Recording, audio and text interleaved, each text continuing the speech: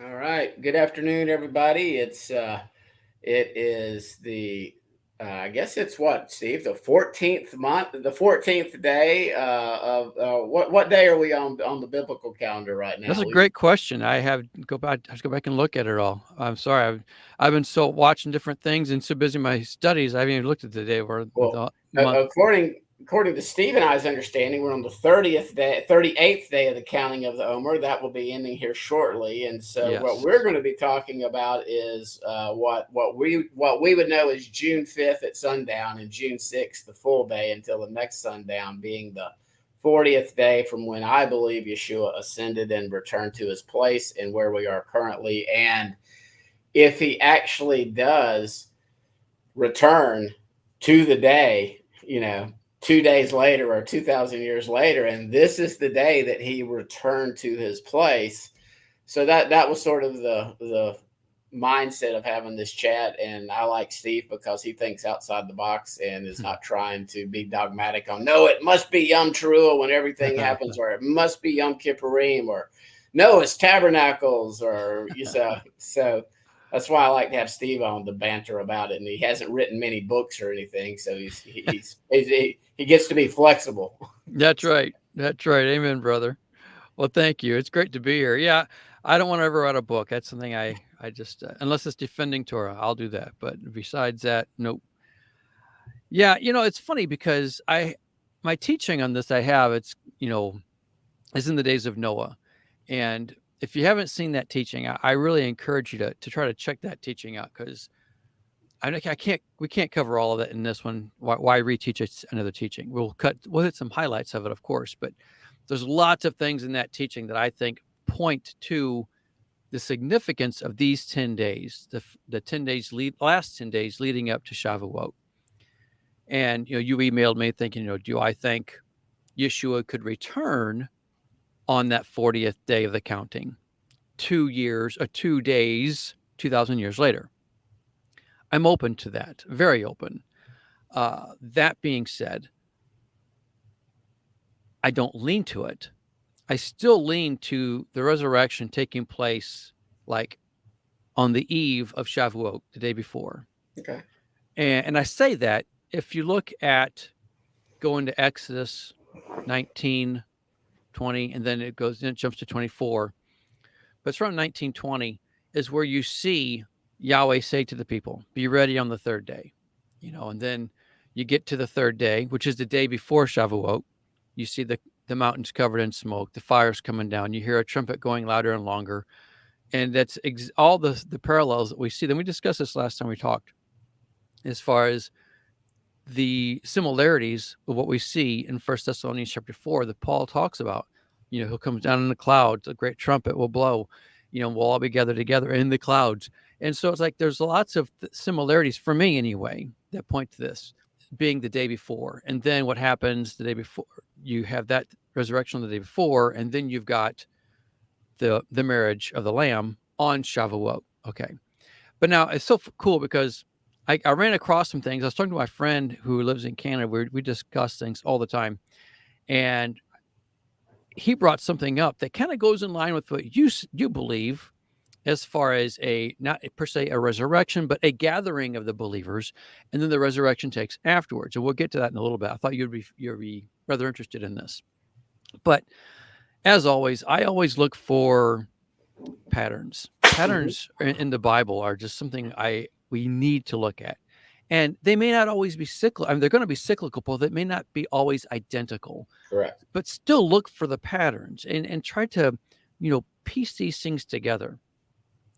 That being said, we know Yeshua ascended on the 40th day of the count to Shavuot, the 27th day of the second month at the time of Yeshua.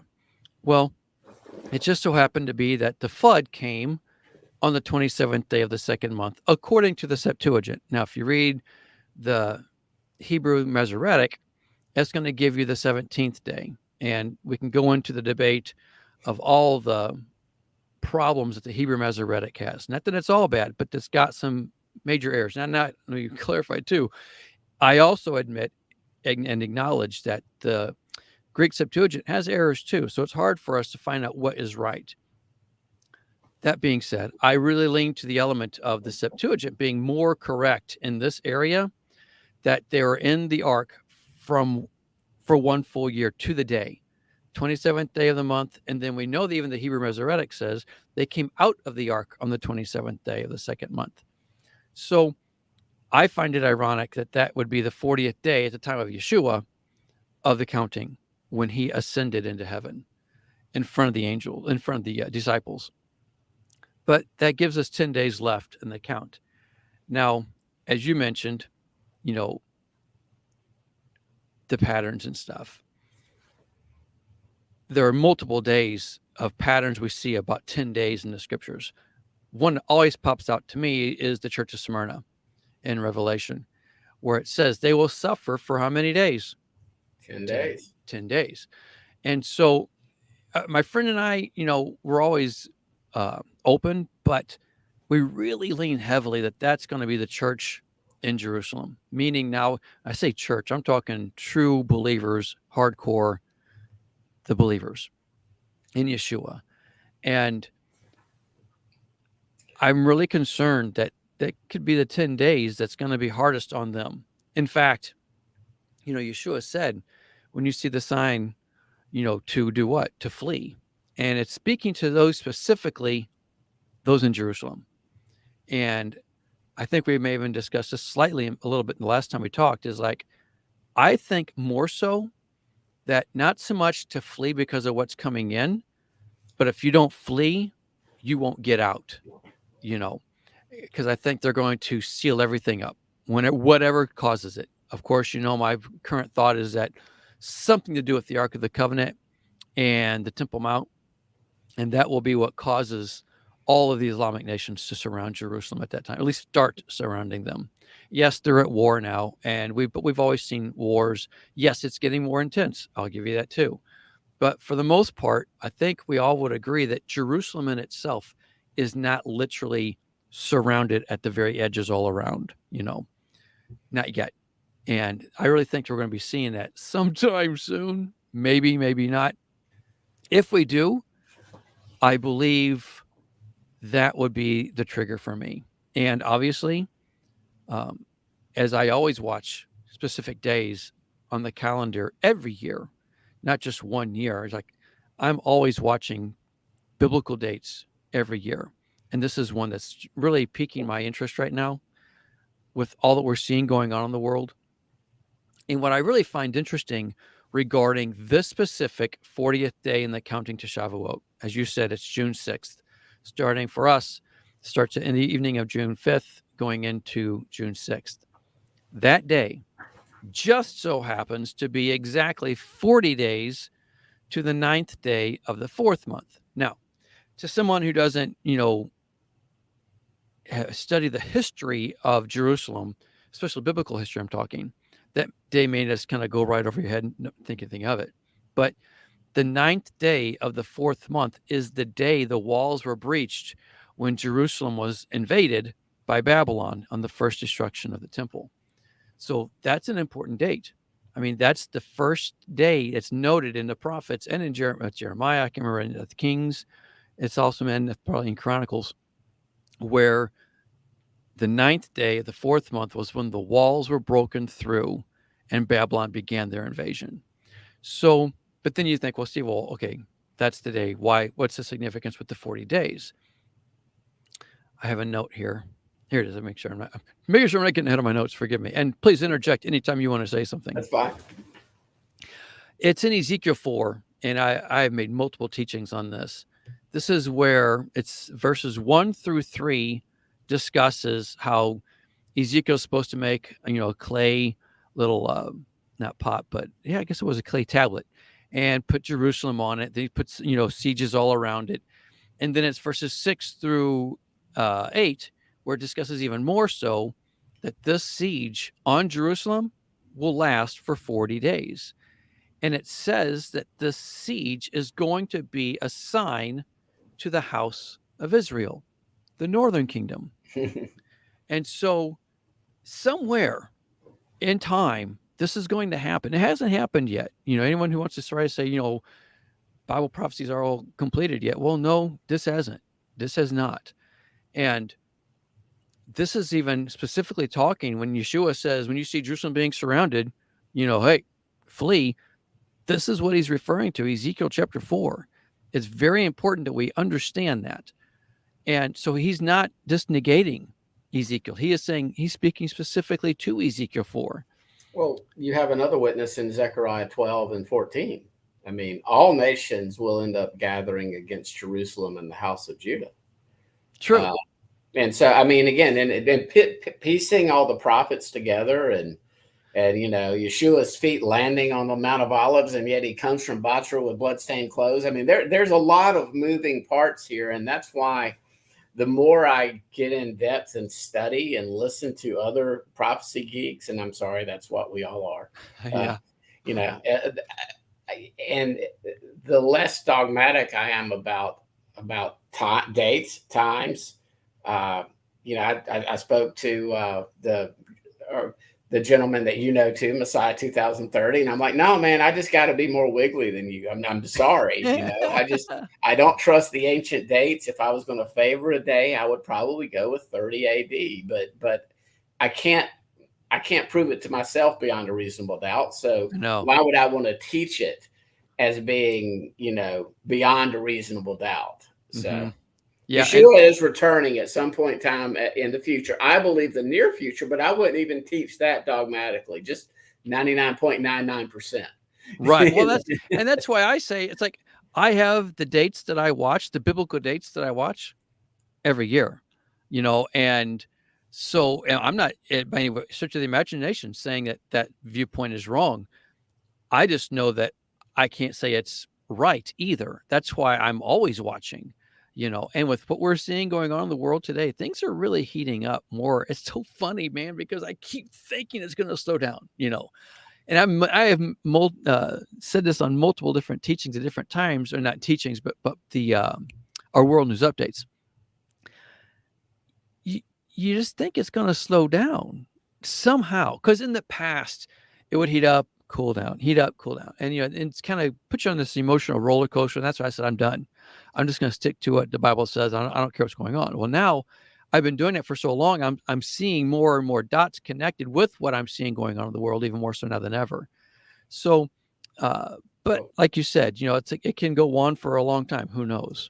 Well, and I say I'm not dogmatic, and I'm not, but I will say that back in the 80s, even as I really believe that Yeshua would return around 2030-ish, and I wasn't the least bit concerned. There were so many things that weren't even possible yet. And then in 2008, I'm like, no, this is not it. The blood moons of 2014, 15 that a lot of people made a lot of money on selling books.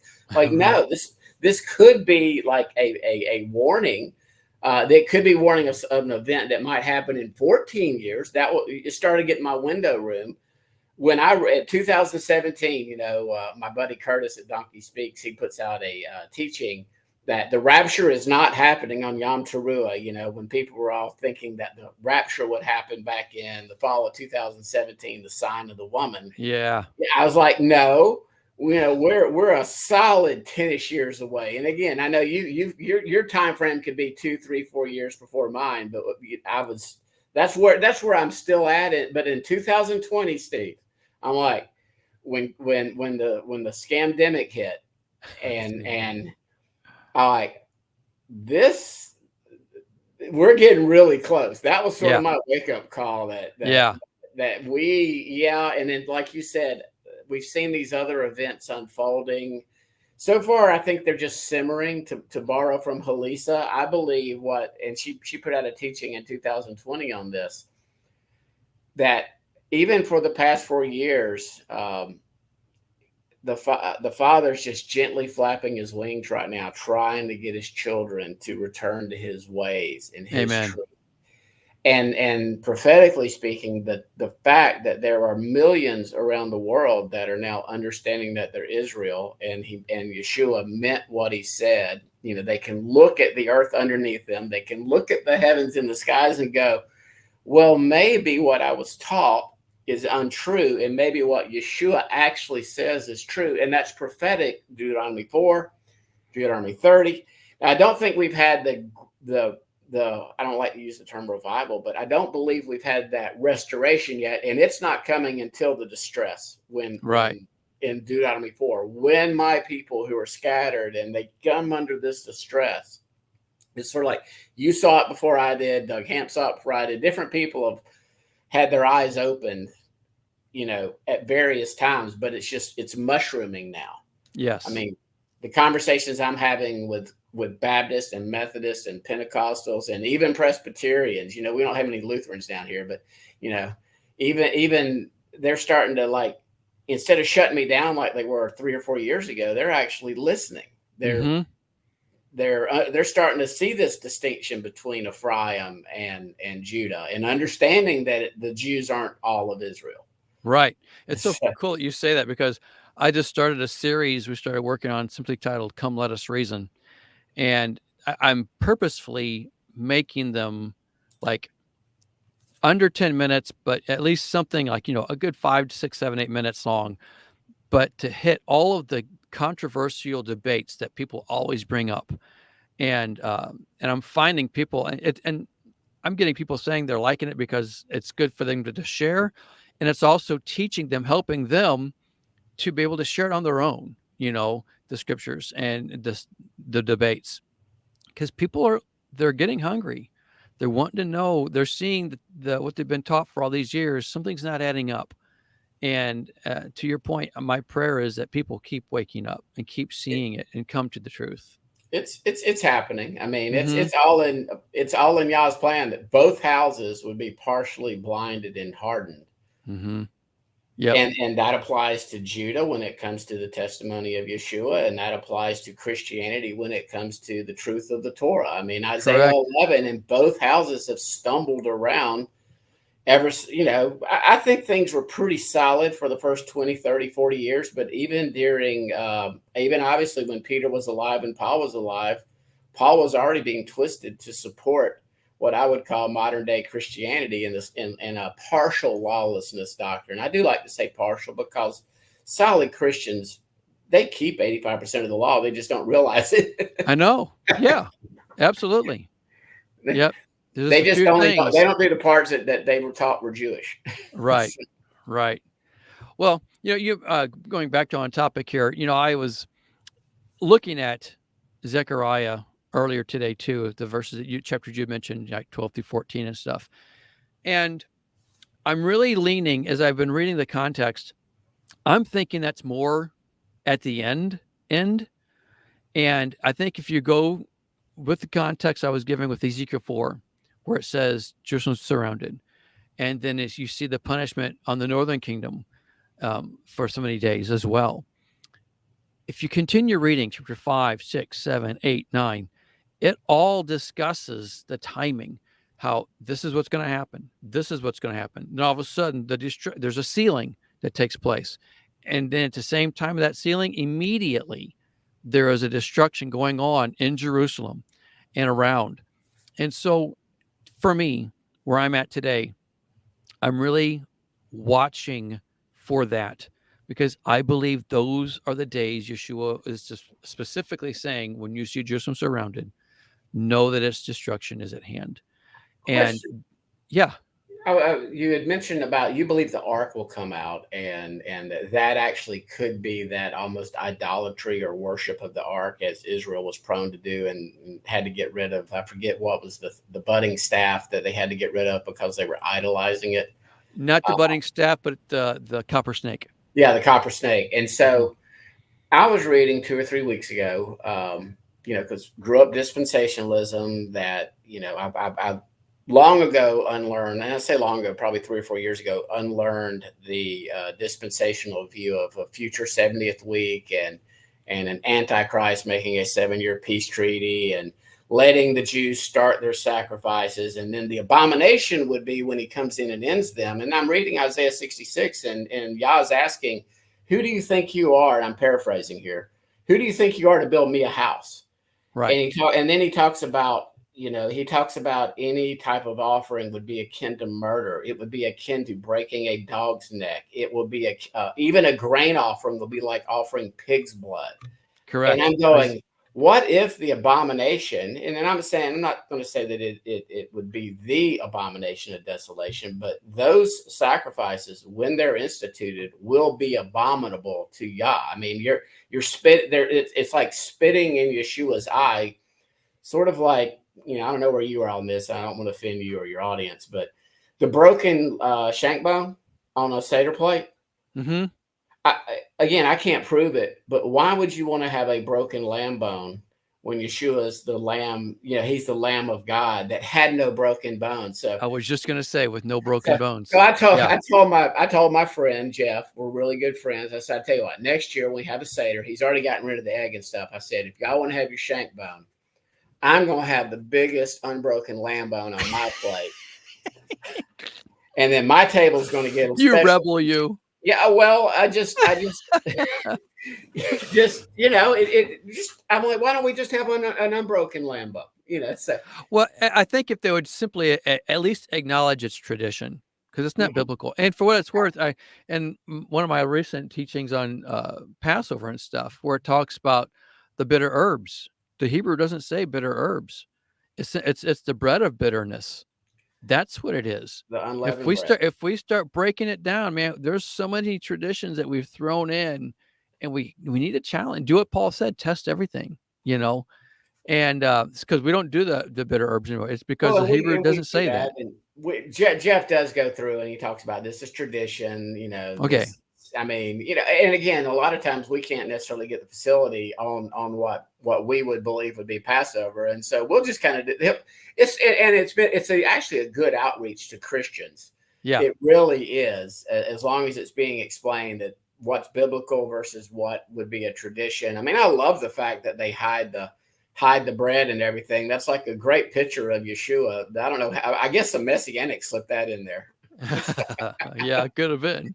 I got a question. Somebody's got a question for you, and this, because I still lean towards Yom Teruah, but and that 10-day period, that 10 days of awe between Yom Teruah and Yom Kippurim. Yep. I mean, that's where if you pin me down and could make my Jello, kind of stay a little firmer, that's where I'm still. But if the rapture does not take place, I would say the resurrection on a future Yom Teruah. Then what do you believe will be fulfilled on that future Yom Teruah?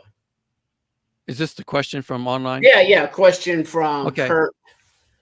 Question for Steve. If the rapture does not take place on the future Yom Teruah, then what do you think, Steve, will happen on that day that would fulfill prophecy?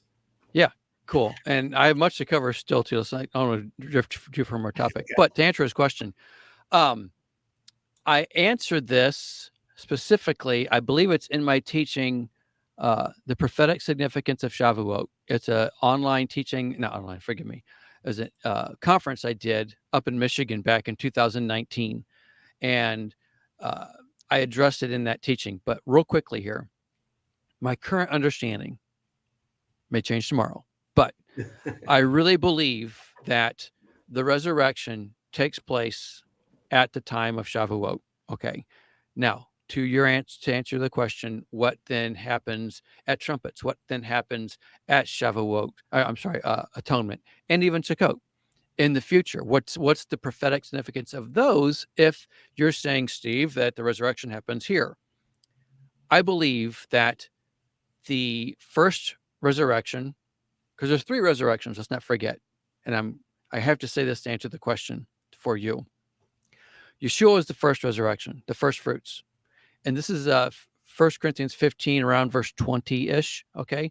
And then it says the next resurrection, which would be considered the first resurrection, would be at his time of his coming.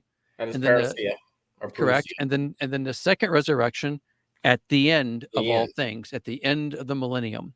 And this is where I believe is going to be fulfilled, if you want to say the word fulfilled, how we would, understand it. Yeshua raises everyone at the second resurrection. Those who did not was a part of the first resurrection will now be all resurrected together at the time of Day of Trumpets. Now, why would I say this? Think of it this way. Yeshua, first fruits at barley harvest. And then you've got the first resurrection, which is the first wheat harvest, only wheat. And then but remember, you have 2 wheat harvests, and that comes in the fall. You'll have the second wheat harvest, and then you'll have all of the grapes, all the other fruity things that would be harvested then. So at the end, you have the believers and the unbelievers resurrected at the time, and then you go into the time of judgment. And the time of judgment is what?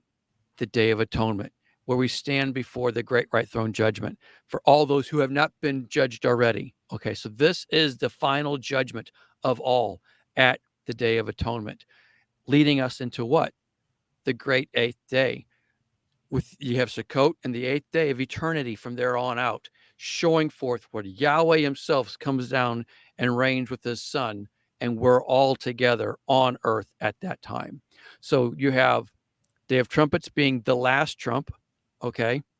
Then you have Day of Atonement, which is going to be the final judgment. And then you've got Sukkot, where he comes down and tabernacles with all of us, talking Yahweh, the Father, on earth, and we enter into the great 8th day for eternity. So hopefully that answers this question. But again, I cover that in the teaching that I mentioned earlier. All right, we can get back on track now. Cool. Hopefully that answered it. If I can come back to that later. Yeah, I mean, I understand where you're coming from, at least. Okay, cool. Well, I'm a geek. Right. Well, back to the 10 days. This is the 10 days that could represent the 10 virgins of Matthew 25, just the same. And I'm really leaning heavily to this regarding the 40th day count to the 50th day. Okay. Shavuot. But Yeshua, segregates the 10 virgins, 5 wise, 5 foolish. Why would he do that? I've struggled with that for so long. Well, in pondering this, he just gets done talking about the days of Noah. And then he says, it's like, as then now. And he continues in with, and again, I discussed this as in the days of Noah teaching. But the door is shut on Noah. And the door gets shut on the 5 wise virgins. It's opened for them, and then it's shut. So it's like they go out to meet him. They're waiting for him. This is in Matthew 25. Mm-hmm. And then while the 5 foolish are gone to get their oil, it's opened up. The wise go in and it's shut. And then you still have the 5 foolish. So there's something telling me in my heart, wondering, I should say, now this is where it goes into your theory of could we all be gathered together, not so much the resurrection, but what some people would say the harpazo or whatever, and we're taken to Mount Sinai or whatever. Possible. And this could be that time where the 5 wise are taken, because it says it's time for the wedding, and they're let in and it's shut. And then you get the 5 foolish to 5 days. Now, this is what I find so cool. And I know everyone's got different calendars, so I'm just giving you what I got on my calendar, okay? As you know, I'm a firm believer in a 1-year tribulation. How it plays out exactly, I don't know. I go back and forth myself on it, okay? But I made a teaching last year about the 70 weeks of Daniel, how I really believe it's 70 literal weeks. When I made that, people are going, you're crazy, you're stupid. Okay, whatever. All I can tell you is people have been holding on to a view that the 70 weeks means, this many hundreds of years and this, that, and the other, and the last week is 7 years. Do you know that view has been held on for centuries, if not at least a millennia already? Well, the Jesuit Ribera is the one that really came up with it. Okay. That's part of the Counter-Reformation. I mean, that's from my studies, he was sort of the inventor of it. So here's the thing. Yahweh told Daniel, it's going to be sealed until when? The time of the end. So people have been holding on to a view here at this time that's been around for how many hundreds of years? Dude, that can't be right, in my opinion. And I'm really leaning heavy that it's supposed to be 70 weeks. Now, I've gone back and watched my teaching on the 70 weeks. I'm going, okay, I like that still. Okay, this may not be quite right here. I'm tweaking along the way. Well, even in this, so check this out. 5 days into the 10 days, it would be, let's for the fun of it, if we can do this, let's say this year is it. Okay, that means something in my books, something big has to happen on June 6th. Okay, Now, if not this time around, it's going to be the 40th day sometime. Okay, so keep that in mind.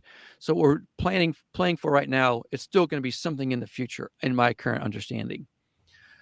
40th day right now is June 6th.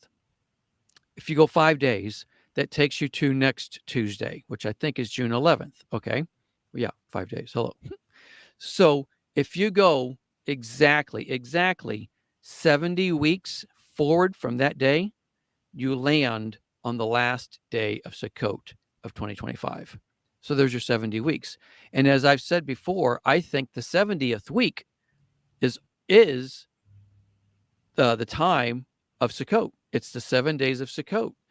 In fact, if you go to Daniel chapter 9, I don't have it in front of me, Daniel 9, I think it says in verse 25, it says 70 weeks are established for your people, and it lists all the reasons why, what's going to be taking place. The last one noted as far as the purpose for those 70 weeks is to anoint the most holy. The most holy, those exact words, I can't remember what they were in Hebrew now. I looked for them all over. They're only noted back in the Torah, and it's specifically talking about the altar, the most holy. And it takes how long to anoint it? Get it ready? 7 days. So it's the 70th week. That's the time. And then you get to what? The 8th day, we all rejoice because the altar is established. Everything can be under Yeshua, and it can start being done right. Yeah, not abominable. Some people even recently, even though it was very clear, prior to Yeshua's return, his coming, his parousia or parousia, any sacrifices Judah does, I believe, is going to be an abomination. Point blank. They're not blessed. They're going to be abominable. Yeah, well, again, as you mentioned, that's Isaiah 66. Yeah. After Yeshua returns in Ezekiel 40 through 48 and a future Levitical system and sacrifices, I take that literal, but here's what I tell any Christian brother or Hebrew uprooter brother or anybody or Messianic. I'm not going to argue with you about it. When we get there, we're in this age. Let's deal with our problems right now. Right. Let's disagree in a nice, friendly way, as opposed to arguing about something that, when we get there, guys, it's going to be whatever King Yeshua says we do. And if he's like, you silly nillies that took this literally, I'm going to go, it's not like we're going to be sarcastic and go, well, your word said this, but no, we're just, okay, now I understand. Right. It's we're all going to be like, dude, did I have that wrong? Or, man, I got that one right type thing. I just can't wait for that day. I am so longing for Yeshua to come, not just to set us straight. And I want that. But righteousness is going to rule. No more corrupt judges. No more. As I've always said, there's a reason why Yahweh's judges were white and the world's judges were black, And so I am longing for the day when true righteousness will rule the world. People can live with right rulings, and going, I can't wait. Anyway. Well, it will be nice. I mean, in other words, it'll be perfect rule and righteousness and reign, the judicial system. Everybody's moaning and groaning right now about the Orange Man and his conviction. I just sit back and I mean, it's theater to me right now. The whole world is a stage, and we're just watching. We're watching the puppet masters manipulate the American people like the Nazi propagandists that they learned from the Nazis when we imported them over here after World War II. I mean, and it has been nothing but propaganda and programming ever since the 50s. Yeah. And I agree. It's like marionettes. Like, you pull the string and you get this from the right, and you pull the string and you get this from the left. And it's amusing these days for me to watch it. Well, and my biggest concern, and yeah, it is sad. My biggest concern in all of this is it's distraction. It's getting people's eyes off of from where it should be. And because there's so much going on with Russia right now that people aren't paying attention. And all the threats that Russia right now has been giving about nuclear elements, it's not towards Ukraine. It's towards the U.S. And people are not paying attention. And Yeah, but that's a whole different ball game and topic, Again, how America gets judged, whether or not, whether it's, natural disasters, whether it's climate change, that's not climate change, it's Yah, Yeah, yeah. using his creation and his weather patterns to judge us. Hmm. Nuclear weapons, terrorist attacks all over the country. I mean, Right. how it happens and when it happens, I'm not certain, but it's coming. I Oh mean, yeah. I had Nathan on, and he's really been studying in Amos a lot, and he's like, man, I'm just reading Amos, and I'm going, this might as well be to Western Christianity, and what will be happening. Very much so. In fact, it's in Amos. It's since you brought Amos up, Amos 8. It's talking back and forth to both kingdoms. At one time, I was thinking, this one? It's like it's just one, or just the northern, or just the southern. No, it goes back and forth. And when it discusses, I think it's 8:9. I will turn your feast days into mourning. Man, that's like Shavuot. That's a feast day. I'll turn it to mourning. And so there's so much that can be applied here. But anyway, that's Well, I and want to you've get got back the to House of topic. Israel. You've got a lot of people that, we would consider ourselves of the House of Israel. Now Hmm. understanding that we're Israel, that is a feast day for us. Absolutely, absolutely.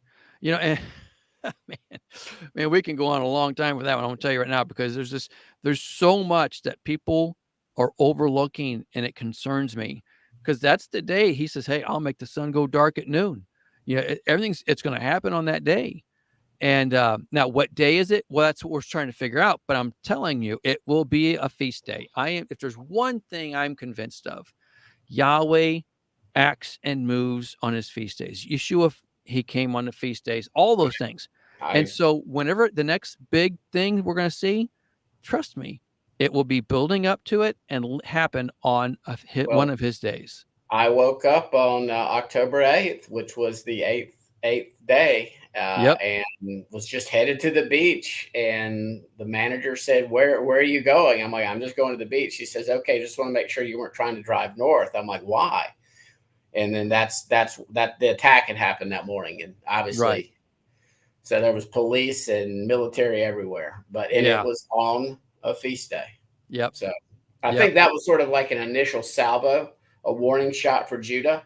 Yeah. And it may have been you. I know, actually, it's a guy. I think his channel is Torah Class, an older gentleman, and he was talking about this and about Judah. He was not being anti nation state of Israel, but he was saying, look, and I mentioned this to my buddy about this, who's Jewish, and about praying for Israel and their military. I'm like, this is not biblical.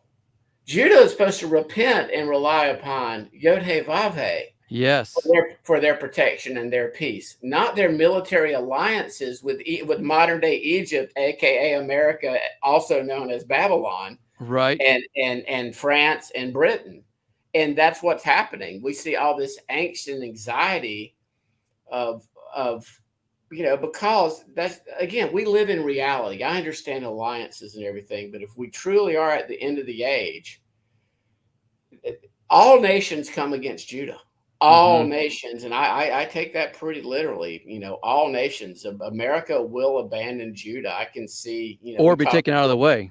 yeah, or eliminated as a power, or at least Right. crippled. Right. Yeah. But and we talked about it earlier about the you know this is anathema to 99.99% of prophecy geeks. But looking at the 10 horns, well, wait a minute. How many tribes were of the house of Israel? And you got the 2 Exactly. horns for the other beast. And how many tribes made up the house of Judah? Yep. 2. Yep. So And it's right who's there in a Revelation harlot? 13. People don't see it though. Who's a harlot in Scripture? It's always his people that are harlots. And right Absolutely. now, that's Christianity and Judaism. Well, I won't Yeah. say Christianities and Judaisms. Okay, I There don't you go. need to, because there are many flavors in the fruits, nuts, and bolts. Of Hebrew uprooters. Everything. I mean, so that's just something for people watching to consider Hmm. about these beast kingdoms. And we know there's a harlot religion, and the mother of all harlots. So Right. you just get accused of being anti-Semitic or anti-Judah if you bring up this. But Judah's getting judged.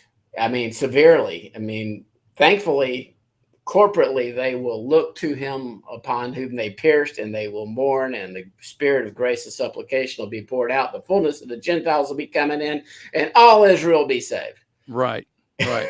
Well, it's I've said this before, and I can't remember where I've said it, but when you look at, history, there's no doubt, when you look at the time of the Holocaust, Judah went, if I can say it, hell on earth, which was wrong. Okay. But my concern is that people are not seeing the possibility that Ephraim will have their Holocaust next, and it's coming, But yeah, that's a topic we can keep going on. Well, I do want to say, go ahead. I tend to Bible Trail. I call it Bible Trail. Bible Trail. There you go. Keep it clean. Well, back to the 10 days. So I really do believe whether it's these 10 days from the time of Yeshua's ascension to Shavuot, and how it works in line with the time of the flood, and all these different things.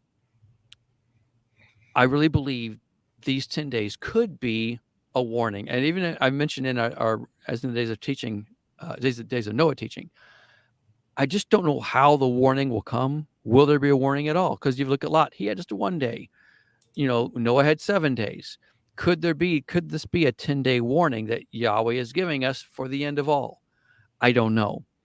But if that's the case, I can easily see how the last 5 days, it's like a 5-day grace period, if you will, at the beginning. And if you're not where you got to be or do what you got to do by that time, the last 5 days, it's like, it's bad. It's hell on earth here then. And I know a lot of people there's lots of opinions on the seals. I get it. But my current understanding is that the seals have already been broken, but they're not in effect yet. Because if you look at Revelation chapter 10, you see the angel, which is messenger, it's Yeshua, and it says he roars like a lion of Judah, has a rainbow around him, which is Yeshua. Okay, so it's like, again, you got to read it in the context there. And the scroll, he's holding a scroll, which was just sealed, but now it's laying completely open. And you get to the end of that chapter, it says there will be no more delay. So yeah, they're broken, but it's all the effects have been delayed from starting. So there's going to be one day that will happen, and boom, the delay is done. It's all full throttle, and it's going to be beyond our understanding, beyond comprehension. And if you're not in the place prepared, those 70 weeks when it starts is going to be the roughest time you can imagine. And, but it's finish. Go ahead. I was just going to. Somebody had a question for you, and it's probably. And again, I do have quite a bit of historicism or a historicist view running through my veins. I'm a preterist, a historicist, a polemicist, an idealist, and a futurist. So if you ask me which one, because I'm a cyclicist. Yeah, prophecy is a pattern, and so that's right. Question for you: why do we use 10 days and not years? Is 1260, 1290? We use days and not years. How do we decide when a day is a day and a day is a year? I'm going to let you take it first because it's to you, and then I'll give my current understanding on this. How do we decide if it's a day or a year? Yeah, like in other words, this 10 days, you understand how SDA and they all did the day for a year principle everywhere. I mean, they applied it across the board. Right. And so I think what his question is, why would this 10 days be 10 literal days as opposed to a 10-year period? Well, first of all, you can't apply one biblical thing and say it's across the board for everything. That's dangerous. I can't say that it's not. You could go 10 years, okay, but at the same time, let's go back. He was doing 40 days, okay, and then what? The last 10 days, he told them, go to Jerusalem. So there's 10 days. Now, why? Because it could have been 10 years. No, we know he was with them for 40 days. So then there's 10. You can take something in Scripture and apply it to anything else you want in Scripture. Say, well, look, it's the Bible interpreting the Bible. No, it's you interpreting the Bible through this way. And not saying it's wrong. Through a system. and Yeah. being locked into the system. Heiser hated the systems because he saw that there were partial parts that were true. Mm-hmm. And there were other parts that, no, you're trying to fit a square peg into a round circle. Correct. It's not to And say that those views are all wrong, but use extreme caution in saying it has to be this way. well, Yeah. I mean, again, you SDA, got an orange that's round and an apple that's round. Well, they're the same. Well, are they? They're just round. They're still different. like So there's applications we need to be cautious as how you try to force an interpretation into the scriptures. here's a good example. Our SDA brothers, and I don't think they're a cult. I don't think E.G. White is inspired prophet in her writings, but what they did, they were so gung ho on the 2300 from Daniel 8 that they predicted Yeshua's return 1843, then 1844, the Millerite movement. And then they doubled down and said, well, Yeshua really did return, and we've got this investigative judgment thing. So they never corrected their error. All they did is double down. And they can't. And then, when the papacy was founded in 1798, when Napoleon. And so, again, some of these things, I believe they are partial fulfillments of prophecy. Even Daniel's 70th week, like you talked about, I believe it could be literal 70 weeks. It could be 70 jubilees. It could be 77s of years. I believe it'd have multiple fulfillments of Yeshua's first coming. The Sultan rebuilt the walls of Jerusalem about 480 something years ago, and we're believing we're kind of approaching the end. You look at the ongoing abomination of desolation, when that's sitting there on the Temple Mount right now, that says, Allah has no son. And you want to know how many years ago it was established? Oh, about 1280 something. Yep. So you start to, or maybe it's 1250 something, but you start to see, like, again, our historicist brothers, they make a lot of great connections. The problem is they try to fit everything into that day for a year principle. And I believe it can be both and. To go back to 2020, what if 2020 was this 10-year warning shot across the bow? In other words, you have this piece taken from the earth, not literal, not like a sword, but you have the whole world in a lockdown over probably a manufactured disease that killed less than 0.05% of people, and most of them had major pre-existing health problems, and many of them did not die because of the V. They died because of the protocols and the treatments they were given. Yep. And so, again, if that's a 10-year period, that would be an example. But I'm not sitting here pounding my fist on that. That started the 10 years, Right. Well, and it's not I don't think it's an either or. It's a both yes. And. Yeah. You've got to look at all the possibilities, and because there's multiple ways for things to be interpreted, and they're not being wrong. They just simply overlay. I agree to that. Back to the point regarding the 10 days and stuff. Regarding when Yeshua ascended, they're all looking at him going up, and this is in Acts chapter 1. They're all looking at him ascending. Then what do we have? Two angels say, hey, yo, what are you doing? Of course, it's Steve's version, saying, it's like he's going to come back in like manner. Okay. But I find it interesting how those two angels could be likened to the two witnesses.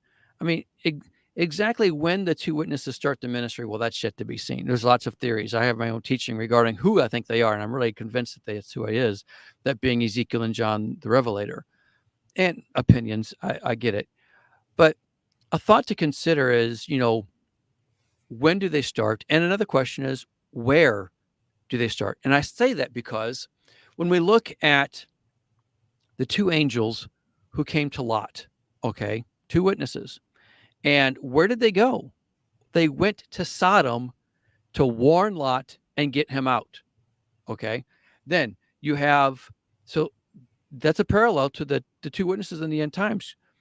Now, and I'm not saying this ain't the Lord on this. I'm looking at patterns, cyclical patterns of what can be. That doesn't say that that's what it just means, but Yahweh always works in similar patterns. I love it. Aaron and Moses. Okay. Where do they go to? Egypt. Went to Egypt to do what? Deliver his people. Okay. So my question is, could the two witnesses start their ministry in Babylon? telling the people, come out of her. You know what I'm saying? Now we know where they die, okay? Which to me kind of defeats the very purpose or the very argument I just brought up, because if you look, it's in Revelation 11 where it says, and they died in the streets of the city that is figuratively called Sodom and Egypt, the very two places I just referenced earlier regarding Lot and Moses, okay, and Aaron, as far as the two witnesses. So deep inside my heart, I really lean that they're going to start and end and have their whole ministry in the place of Jerusalem. But I just thought it was interesting. Could they start in Babylon? Come out of her, my people. I don't know. I don't To that, weigh heavy to that at all. But I I think can it's an interesting thought. I can see one of them testifying mainly to Judah, and the other testifying mainly to the house of Israel. In other words, Christianity, house of Israel. Please read Isaiah 11. Please read Isaiah 8. Please read Matthew chapters 5 through 7 and start building your house on rock instead of sand. Yep. And then to our brothers Judah, please read Isaiah 53, and all these other prophecies. And so, in other words, I believe it's going to, the main testimony is going to be calling to repentance for his people and to those that are just total heathens right now and no relationship. But and I do believe it's going to be maybe two leaders. But it will be corporate. The two olive trees and the two ecclesias, the two menorahs.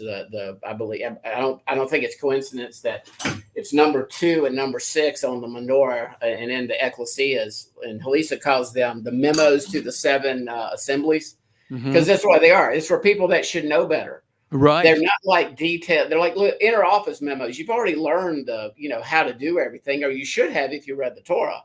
But these are sort of like reminders to these 7 ecclesias, and he has nothing negative to say about number 2 and number 6, Smyrna and Philadelphia. Yep. And so again, I see that being corporate house of Judah, corporate house of Israel, where Yah's saying, I really want y'all to really start being one, even before I know it's going to take my coming to really put you back together. Right. But I think that's going to be the testimony. And just to dovetail that, I do believe that 3.5 days. I want to ask you this. I cannot find anywhere in Scripture where there's ever 3.5 days mentioned, but I can find 1,260 days or 42 months and 3.5-year periods. And so I believe that what it is that corporately the witnesses get killed off over a 3.5-year period, and then there's the resurrection. What I still lean toward Yom Teruah, but I'm not discounting Shavuot. Right. You convinced me enough to be a little wiggly. That's good. Well, the thing is, for me, when it comes to any kind of biblical timing of the end times, I struggle saying it has to be this or has to be that, because Yeshua said the days will be cut short. Now, whether it's cut short by 1 day, 2 days, 2 years, 3 years, whatever, they're cut short. And this goes back into my teaching where I bring out, what's the name of the teaching? Declaring the end from the beginning. And the whole element is that I think when the first judgment was given, this many days, 1,260, time and a half, the book is being thrown at him. The judge is mad. You get the maximum penalty. Well, now, but when it comes down to it, he cuts it short, because if he doesn't cut it short, no one would survive. No one. There would be no survivors. And we know prophet after prophet talks about how the survivors worked their way back to the land. Okay. My teaching Second Exodus talks all about that. So how short does he cut it short to? That's the question.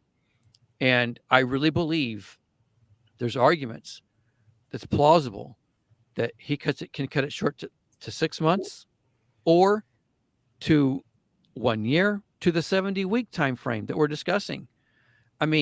It's there. It is possible. So be very, very, very careful in saying it has to be this many days or that this long time.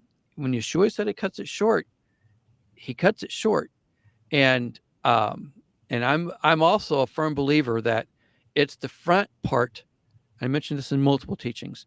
The front part that gets shortened. That's why it's delayed from happening in Revelation 11 or 10.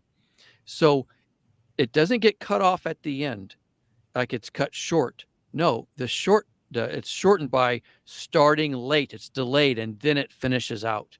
So hopefully that makes sense. Oh, But and I just put this up for JD had talked about the Jewish calendar. Steve and I have not the dates we're discussing right now are not the Hillel Jewish calendar. That correct.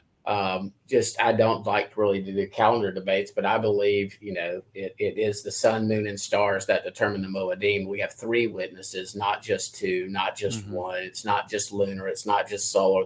The constellations factor into this, and the solstice, and so that's where I'm at right now. But if someone wants to do the Essene or the Zadok or whatever, as long as they're not going to tell me I'm going to be cast in the lake of fire because I didn't understand the calendar correctly, then we can hang out and be friends. But absolutely, I'll talk with you about it for about 30 or 40 minutes. But then I'd just rather not. It's sort of like the shape of the earth. There's just certain subjects if you're passionate about it and I'm not. Yeah, I've studied this out.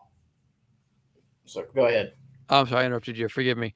I was going to say, if they have a question of where we stand, at least where I stand on it, we have our teaching simply titled The Calendar, and it explains our current understanding. And I have looked at the calendar multiple times, and every time I look at it, I get more and more solidified that it's the way we do it is correct. And everyone will say the same thing for their view. So it's, I'm totally cool with that. But I do believe that when Yeshua comes, this is noted in Matthew 24, I think around verse 30, he says that, the heavenly bodies will be shaken. That's the heavenly bodies, sun, moon, stars, all of them are shaken back into position. Everything is going to be positioned again to the perfect calendar that we used to be on, that being a 360-day year, 12 perfect 30-day months that had a 7-year cycle. And then every 7 years, it cycled all over again. And I'm not dogmatic on that, but I'm up to 99.99%. And that's why I think the Essene and the Zadok and all those calendars, that was a bunch of 1st century, 2nd century Jewish sects trying to fit a 365.25 square peg into a perfect 360 round hole. I would debate you on that and saying it goes back even farther than that. Oh, really? It goes back to the time of Jeremiah. It's the lying pin of the scribes. So even prior to Hezekiah's shadow. Well, no, it's because of Hezekiah's shadow, and Jeremiah came after that. Okay. Because Jeremiah is prophesying the Babylonian invasion, which was happened because of Hezekiah. Okay, and so the shadow going back 10 steps. Okay, on the sundial. Okay, that was Hezekiah. Right there, you go. Right, exactly. And so the whole point, though, is that all got screwed up at the time of Hezekiah. Well, then 80 years, I'm going to a plus or minus. Yeah, you get the time of the Babylonian invasion, and that's the time of Jeremiah. And Jeremiah is so mad at the people over and over again. And, there's no reason. You understand why he was called the weeping prophet. The people were not listening to him. And Yahweh said they're not going to listen to you. They're stuck in their ways. And my concern, though, is that people are following the lying pin of the scribes today. And I'll hear people saying, oh, well, Steve, it came from the Dead Sea Scrolls. Okay, well, let's talk about that for a second. The Dead Sea Scrolls are packed with multiple things. In fact, there is a book of Isaiah that's 800 BC. Okay, 800 BC. So awesome. There is a book of Isaiah that was around during the days of Jeremiah. Okay, so now that lets me know there's going to be books from the time of Jeremiah in the Dead Sea Scrolls. What's Jeremiah say? The lying pin of the scribes. What were they lying about? I can promise you it was all about the calendar. Anything that dealt with it, because the whole world was in upheaval about the sun, moon, and stars changing at the time of Hezekiah. If you haven't seen my teaching, I forgot the guy who said it is from Rome, and he dates and shows documents, I should say, how the moon was going in funky different cycles, from 30 days a month to 40 days a month, 28 days a month, then to 25 days a month. And it was like going berserk. Yeah, I was shaking No it. one knew what was going on. I mean, the whole world's in upheaval. And now all of a sudden, this calendar that the Hebrews followed was out of whack too. And well, they claim to serve who? The God of the sun, moon, and stars. Well, so what they doing? They start manipulating everything. They say, well, we've always done this. And then they got this way of doing it.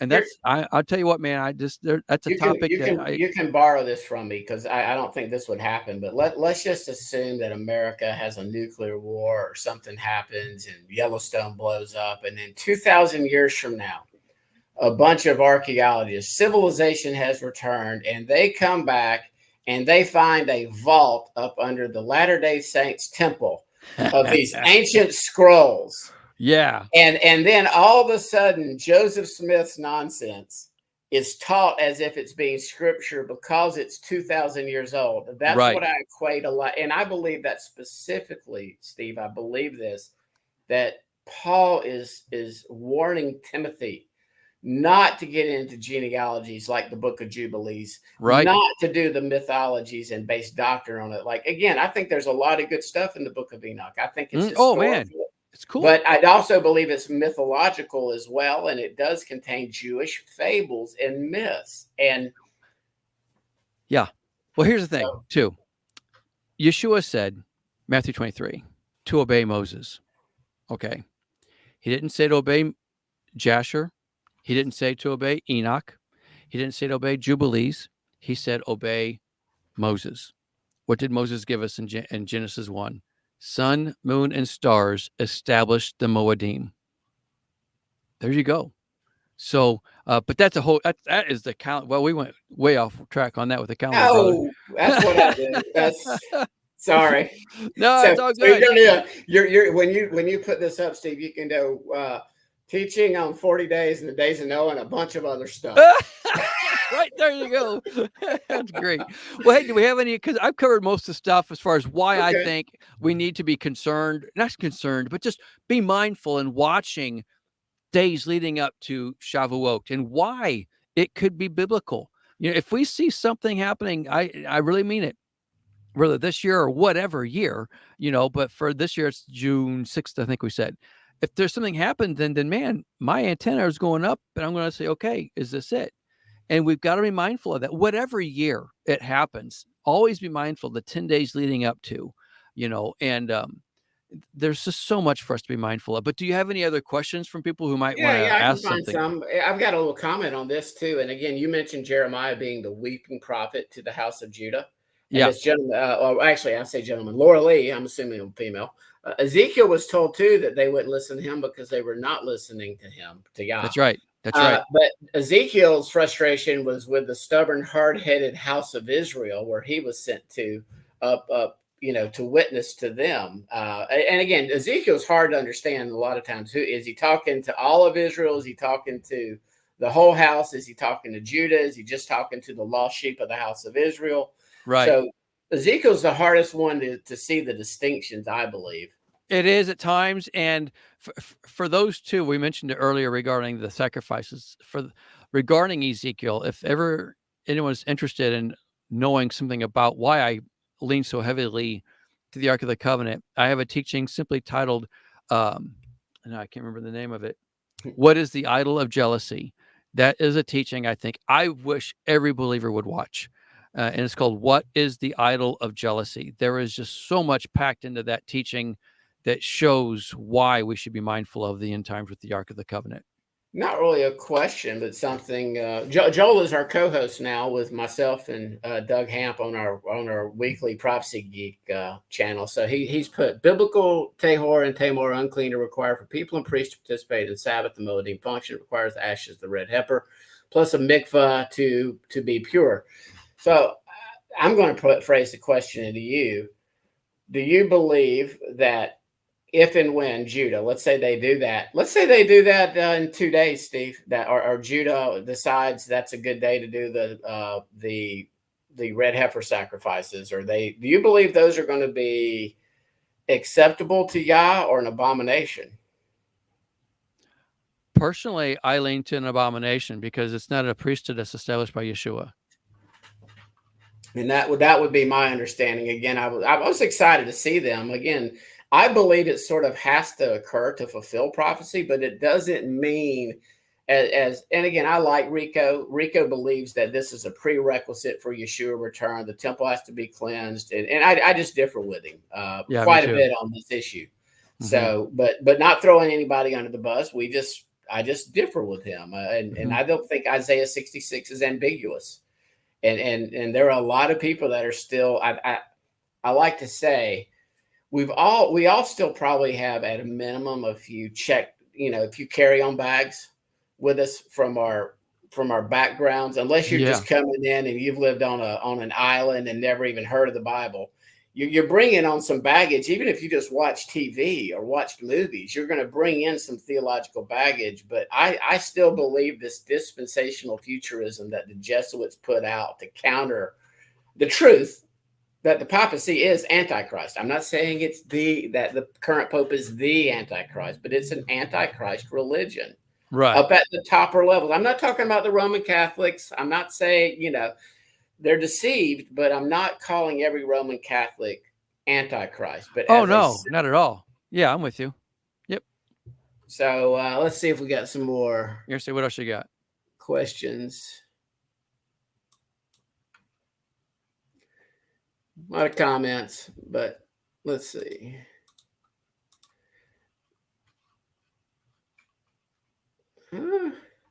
What is the idol of jealousy? Where do I find it? See, that's a good one for you. Tee it up. It's teed up for you. Okay, yeah, the idol of jealousy is the Ark of the Covenant, and I discussed that in the teaching because it's a direct quote from, not direct quote, but the idol of jealousy is referenced in the book of Ezekiel. And if you go to our website, torahfamily.org, go to the search menu and just put in what is the idol of jealousy, and that teaching will pop up for you. And it maybe be like a 15-20 minute teaching, I think, but to me it just explains so much that people are understanding, and why I really believe the importance of when that art comes out, because it's going to come out, and when it does, it will charge the Judah like something crazy. And that's why I think what triggers the surrounding of Jerusalem in my mind currently, I think that they're going to just storm the Temple Mount, and then that will be for that purpose of taking it over for the Ark of the Covenant and the original tent of meeting that Moses had made. And it's all discussed there. So, but yeah, hopefully you can check that out. Okay. Anything, and I'm gonna give this to Steve. Anything you could give to show his quote, not mine, the craziness of the Zadok nuts is much appreciated. And I think what he's talking about is so many that are getting into this Zadokian priesthood, Zadok calendar from the Dead Sea Scrolls. Right. Do you have any teachings or resources on that? No, but let's backtrack, because I don't want to call craziness. I know you're quoting. I get it. These are people. First of all, let's make it a point, because I've got great friends who follow that calendar, and I say great, I mean capital Great. I could confide in them. I know them. They love Yahweh with all their heart, mind, soul, and strength. I just differ with them on the calendar. Okay, so I want us to use caution, because it's so easy to make dividing lines, and it's okay to differ, but don't divide. And so I just feel it needs to be said. No. And that is, I can come across very passionate with the calendar, and I'm so sorry that I do that. I don't mean to. It's just I feel that there are some things that are like, dude, it's right there. Why aren't we doing this? But yet we feel we have to do this or go over to this book or go to that book. He gave us everything in the Torah that we need. And that's my view. I get it. Others feel they need to go outside and get this or that and pull it in. But to answer the question, forgive me. I don't have anything I do discuss it slightly in my calendar teaching. I don't address it verbatim, but I'm working on an update to my calendar teaching, and I will be addressing this calendar exactly, and why I believe it is specifically wrong, and why we are following men and not Yahweh's word in that. And I would assume some of that would go back to Hezekiah's shadow and Yah actually changing what a year is and how long a month is, and the And that's restoration at the addressed. end of the age. Yeah, that's addressed in the calendar teaching. So let's see. But well, somebody earlier had put one that it was actually, I believe it was Laura Lee again, but it was to the effect that what should we really be concerned about when Yeshua's return and watching, like you watch, I watch, you know. I'll let you answer it first. My thing is, yes, we should be paying attention to prophecy. We shouldn't be newspaper prophets, but we should also be paying attention to what's happening in the world. And with AI, central digital currency, everything kind of converging, aligning, and accelerating. You know, and it just so happens it was about 1,994-ish, plus or minus 2, 3, or 4 years since Yeshua returned to his place. And I don't think that's coincidence, but Right. we shouldn't go we shouldn't go like, I'm not going to quit being an attorney right now unless Yah sits on my head and gives me a vision. Right. Says, no, I want you to do this. I'm not going to move to Arkansas and live near Steve and go to the Ozarks, you know, Right. in preparation for what I believe is coming. Well, and Yeshua said to watch and pray. Okay, so I mean, in fact, regarding prophecy, because I heard people say sometimes you can get too crazy with it. Let me give you something here real quick. This is Revelation 19:10. At this I fell at his feet to worship him. But he said to me, do not do it. I'm a fellow servant with you and with your brothers who hold to the testimony of Jesus, Yeshua. Again, this is Revelation 19:10. Then it continues, worship God. And then he says, for the testimony of Yeshua is the spirit of prophecy. The testimony of Yeshua is the spirit. Everything about Yeshua is prophecy, either fulfilled or yet to come. So how can we not look at prophecy? It's all about Yeshua. And so you don't live in fear. I live in excitement, knowing that one day he's coming. Now, I don't, like you just said, I'm not going to go sell everything because I think it's going to happen this Tuesday or what is this, Thursday. No. But whenever something happens, I want to be ready. Here's the thing. People get so weirded out about reading Revelation. The Bible, Revelation says, blessed is he who reads the words of this prophecy. He didn't say blessed are those who understands the word of this prophecy, who can teach the words of it. He says, blessed are those who read the words of this prophecy. Why? Because when the time comes, and when it comes, you'll know, all of a sudden you go, it clicks. Oh my gosh, that's this. That's this. Because why? You read, you studied, you looked at it. It may not have made a lick of sense when you're doing it, but when it starts, it will click. And that's why we study. That's why we read. And that's why I think it's so important to not be so locked into our own dogma on how things are to be interpreted. Read it. You can have it. And you need to have your opinions. You need to have your opinions. But don't hold on to them and think like, well, that's it. Listen to all the different views out there. Put them up on the shelf. And then when things start to happen, you go, oh my, this guy thinks he's right here. This guy was right here. I'm right here on this and the other. And when you lock it, it's like pieces of the puzzle can all be put together right then at the moment. But unless you know, you're going to be following somebody else or your own blinded view. And you're going to say, well, that's not it because that didn't go with what I believe. Well, then now you're lining yourself up for deception. Well, and I know the word. Know the word. Well, I've been a prophecy geek since I was a kid, and I will say, and a reason I've put this up here, and Messiah 2030, I think does a good job explaining this, this what I'm about to refer to here. No one ever actually reads what Yeshua says prior to talking about not knowing the day or the hour. I mean, we know right. Matthew 24 is speaking of his coming, but immediately before that day and hour verses, heaven and earth will pass away. Mm-hmm. Exactly. But the reason I mention is because being a prophecy geek and trying to talk to Christians about prophecy and prophetic events, I go, no one knows the day or the hour. No one knows the day or the hour. I'm like, and now I just want to show them the verse. How they misconstrued it. and you've been taught that because, well, and again, the reason most people that are interested in prophecy, if you were Baptist or Pentecostal or charismatic or, in dispensational churches, is because the rapture could happen any second now. So of course we can't know the day or it's a signless event. It's imminent. And it's there's nothing to watch for. I mean, and that is mainstream still prophecy, like our little discussion here, on prophecy. My buddies Curtis and Michael that really get into the Moedim and everything, may get 10,000, 20,000 views. You'll have rinse, wash, and repeat Christian brothers who are basically regurgitating the same thing over and over and over again on the same exact topic of imminence and the rapture, get millions of views. I know.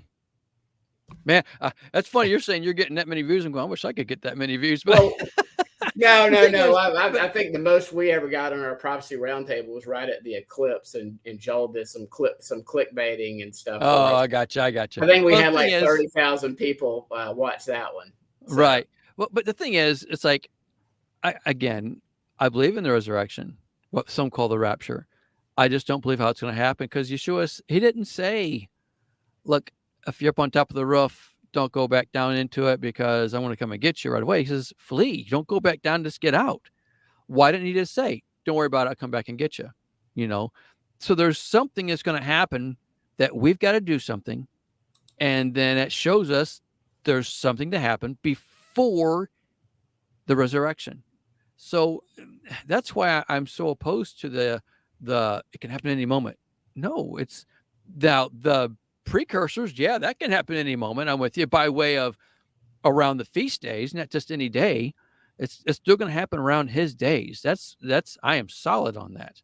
And I'm solid on the element that the rapture isn't going to happen like this. The resurrection will happen after things have already progressed and got started. How long it will be? Well, that's yet to be seen. It could be 10 days like we're talking about, So but we got to be open and have our eyes watching on his time frame, not just what we think is happening in the world. This is a good question, and she's asking you because she doesn't care what I say. Based on your study of the book of Revelation, will there be a second Exodus, and where will it be? I believe I've heard some teaching on this from you, Steve. So yeah, what's her name? Who am I talking to? Lena. Okay, Lena, I have a teaching simply titled The Second Exodus. If you get a chance, please. That is kind of one of my longer teachings. It may be about an hour, maybe, but it really gives biblical understanding that there is a second Exodus with a resurrection. Okay, and it shows that the resurrection is for like we mentioned earlier. You get the three resurrections: Christ the first fruits, and then that is coming. That's the first resurrection. Well, those who miss the first resurrection, they go through the tribulation time. And then the Bible, the prophets specifically talk about the survivors will come back to Jerusalem. That's the second Exodus. They are coming back to Jerusalem at that time. And then the millennium begins with all of his people united together, and we participate. If you look at it's in the Septuagint version of Jeremiah, where it talks about they come back for the Feast of Passover. And so I mentioned that in several different teachings, but I'm pretty sure I mentioned it in that teaching as well. You mentioned it in the second Passover teaching because that's for sure. Well, I'm talking as far as the version of the where Jeremiah specifically says they come back for the Feast of Passover. And so I address it in several teachings, but I'm pretty sure I also address it in the second Exodus teaching. And I believe I'm with you. Or again, my timeline is more fixed as far as it being 42 months and a protection and a fleeing in the wilderness. But I do believe there could be a harpazo of the Revelation 12 man-child, similar to the harpazo of Paul or a guy he knew. I'm But with you. then those who are not harpazoed and maybe even supernaturally sealed, sort of like the 1,000 from that battle Midian right before they went into the promised land and not one person died. I do believe that's going to be Yah's version of the 1,000 from each tribe, except he's going to multiply it by 12. Right. For this. So again, I'm no longer dogmatically saying now that I see in Revelation 12 about the man child being harpazoed.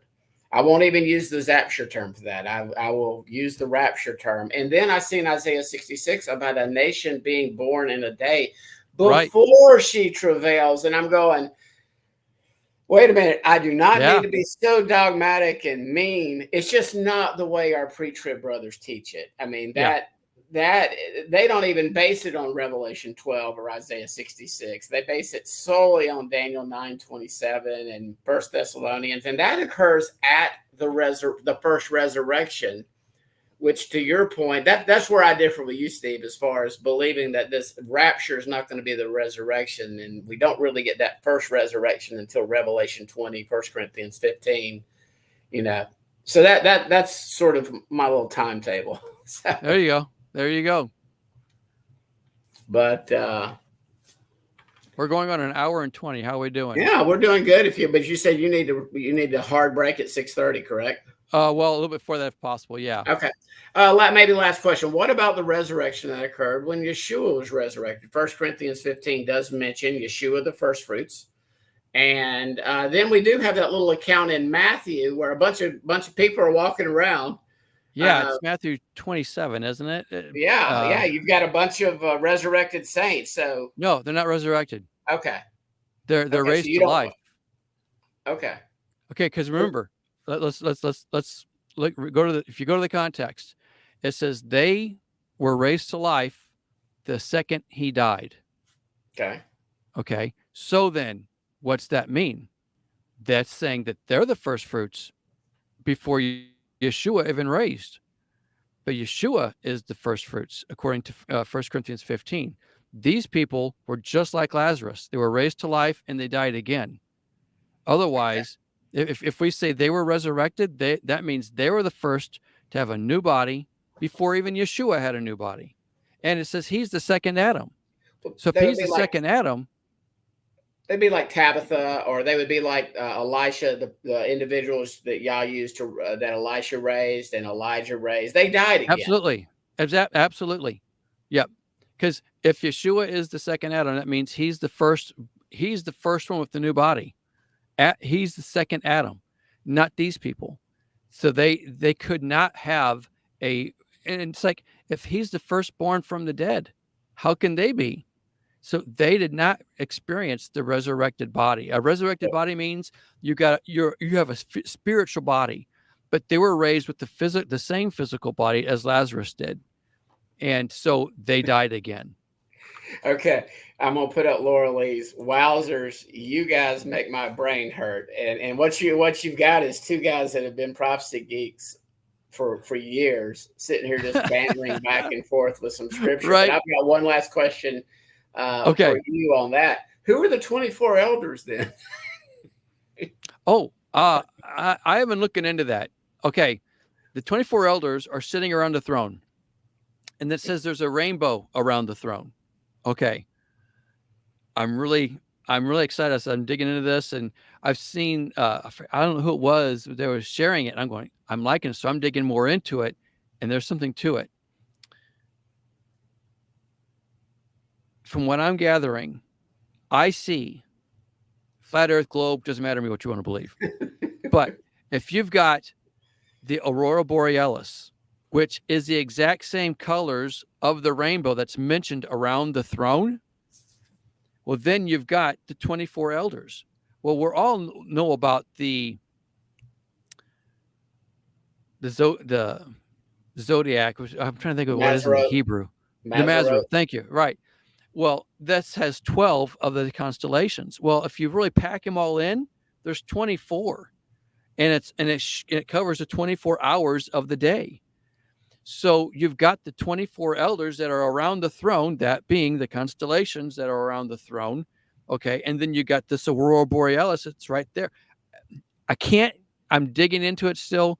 There's so much there, but I'm thinking it's like right in front of our eyes and we don't even realize it. And Joel loves looking at he lives up in Minnesota. Joel Blackford does, and he loves looking at the Northern Lights. Yeah. We got to see them for like one night down here through the lens of a camera, and that was about it. Yeah. I hear you. Yep. Well, I appreciate it, man.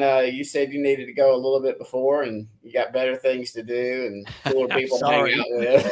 I'm so sorry. Well, until next time, I'd love to do it again in a few months and just sit there and chit chat with you. If you think of a good topic, let me know. Amen, brother. That sounds like a good idea. I love it. All right. Talk to you later. And thank you to everyone else out there. All right.